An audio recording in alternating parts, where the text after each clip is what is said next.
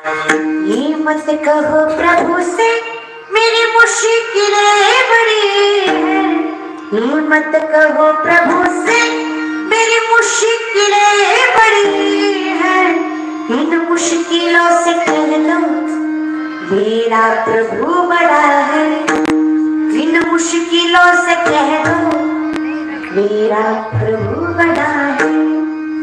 मिठी पडली त्याला सांगा देवाचा आहे मी, छोट्या मोठ्या संकटाला घाबरत, कोणी त्रास दिला म्हणून विश्वास कमी करत, कोणी पाय खेचले म्हणून पडत, जोपर्यंत तो पाठीशी माझं कोणी तीळ मात्र वाटोळ करू शकत, पण जोपर्यंत मी त्याला मानत नाही माझं काहीच खरं नाही. म्हणजे मला काय केलं पाहिजे, माझे चित्त तुझे, मी त्याला मानलं पाहिजे, मी त्याला स्मरलं पाहिजे. आणि हे कधी होईल, तुझा पाहता सावली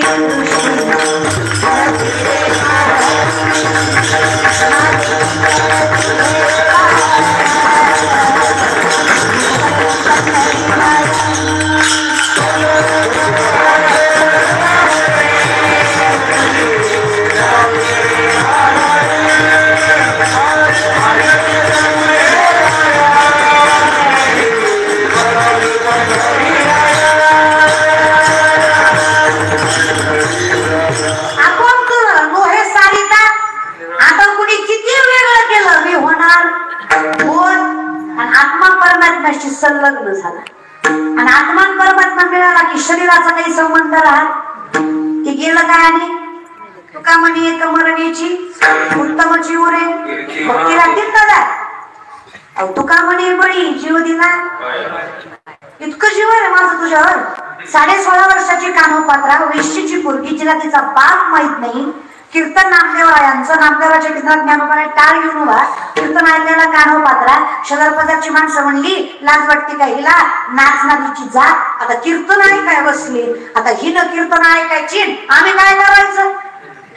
लोकच होतो, तुम्ही किती करा, तुम्हाला बोलल्याशिवाय राहत. समाज बोलणार यात वाद नाही, लोक नाव ठेवणार याला कोणी काही करू शकत नाही, पण किती लोकांनी नाव ठेवावं, किती लोकांनी अपमान करावा. मी मात्र असं कर्म करावं जी लोक अपमान करतायत तीच लोक एक दिवस सन्मान केल्याशिवाय राहणार नाही, एवढं मात्र मी चांगलं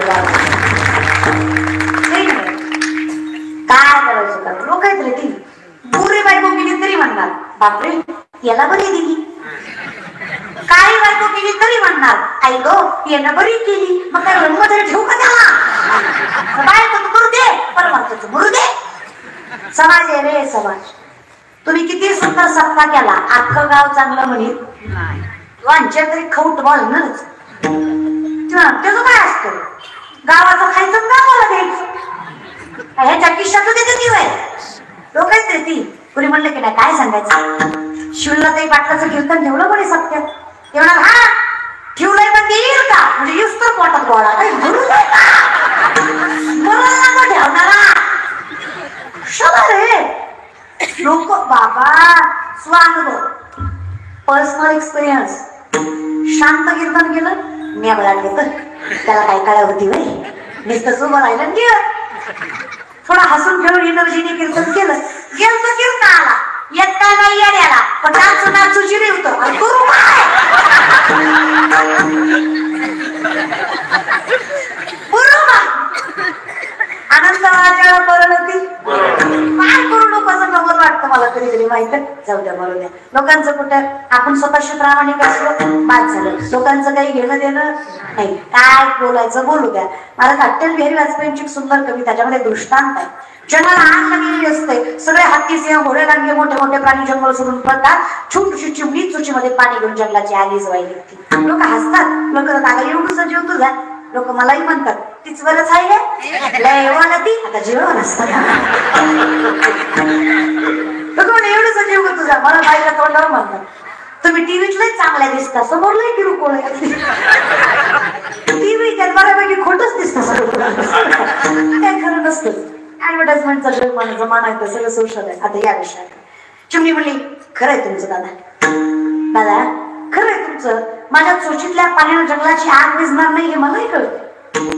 माझ्या चोचीतल्या पाण्यानं जंगलाची आग विझणार नाही, पण ज्या दिवशी जंगलाचा इतिहास लिहिला जाईल तेव्हा माझं नाव आग लावणाऱ्यात नाही, आगी जळणाऱ्यात असेल. हे सगळ्यात जास्त महत्वाचं. माझं कर्म सत्य आहे, जे मला समाधान देत आहे, मला त्याचा काय परिणाम होईल याच्याशी घेणं देणं. लोकांनी चांगलं मनावरून चांगलं वागायचं नसतं, चांगलं वागणं स्वतःला समाधान देतं म्हणून चांगलं. कधी दुसऱ्यासाठी जगून बघा, कधी दुसऱ्याला मदत करून बघा, कधी ज्याला गरज आहे त्याला स्वतःच्यातला भाग देऊन बघा. तुम्हाला पांडुरंगाचा भेटल्याचं सुख भेटल्याशिवाय, पांडुरंग भेटल्याचं सुख मिळेल त्या दिवशी तुम्ही एखाद्या आडल्या काढलेल्याची मदत करा. पण आपलं कसं आहे, कभी प्यासे को पानी पिलाया नहीं, बाद अमृत पिलाने से क्या फायदा, कभी गिरते हुए को संभाला नहीं, बाद आंसू बहाने से क्या फायदा.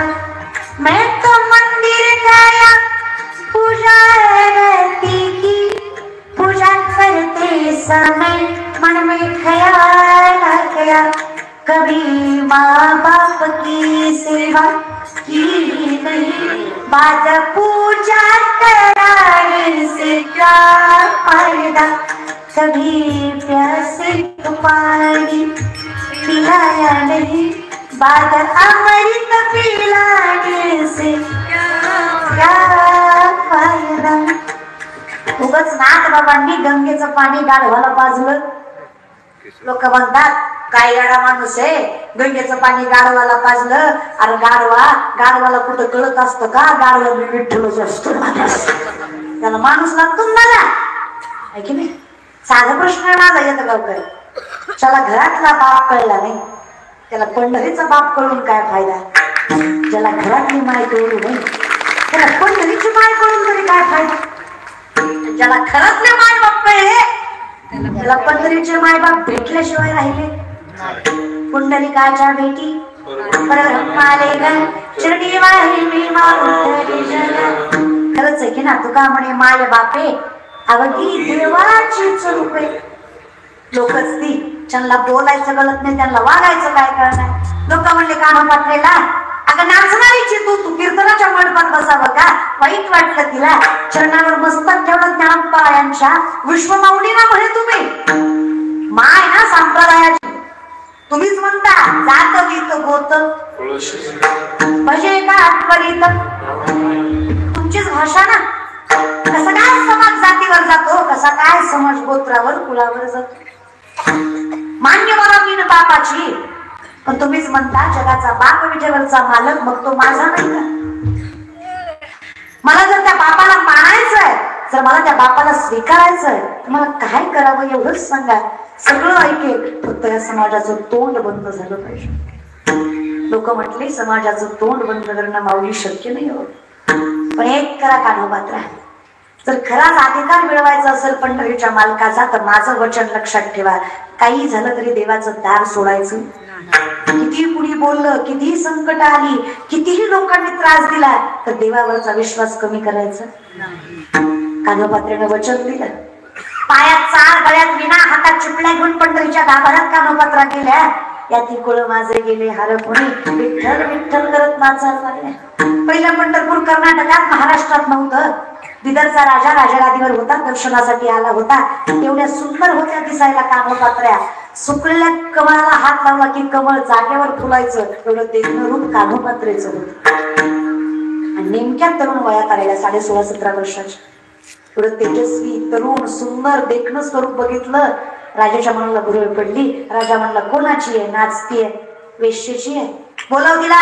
इथं काय नाचते म्हणाव, दरबारात राहा, राणी म्हणून ठेवेल. बोलवलं, येत नाही. वेश्येची असून राजाचं ऐकत नाही, एवढा माज धरुणार. सैनिक पाठीशी लागले. जेव्हाच्या आकांताने कानोपात्रा पळतात, मंदिराच्या बाहेर पाऊल टाकणार. माऊलींचं वचन आठवलं, किती मोठं संकट आलं, देवाचं दान. पळून पळून पळणार कुठपर्यंत, आज पहिल्यांदा महाद्वार ओलांडलं, आज पहिल्यांदा गाभारा ओलांडला, आज पहिल्यांदा याची देहियाची डोळा जगाचा मालक पाहिला. तुझं पाहता सामोरी दृष्टी नव्हे रे माधारी, माझे चित्त तुझे पाया, मिठी पडली पंढरी लाया. आपोआप देवाच्या झाल्या, चरणावर मस्तक ठेवलं, विठेवरचा मालक भेटला, चरणाला स्पर्श करता आला. या लोकांनी गलिच्छ समजणाऱ्या पुरीला जगाच्या बापानं दर्शन दिलं. आता कुणी वेगळं करू शकत नाही. नोहे सारिता, याच्यासाठी मला त्याग करावा लागेल. तुका म्हणे बळी जीव दिला,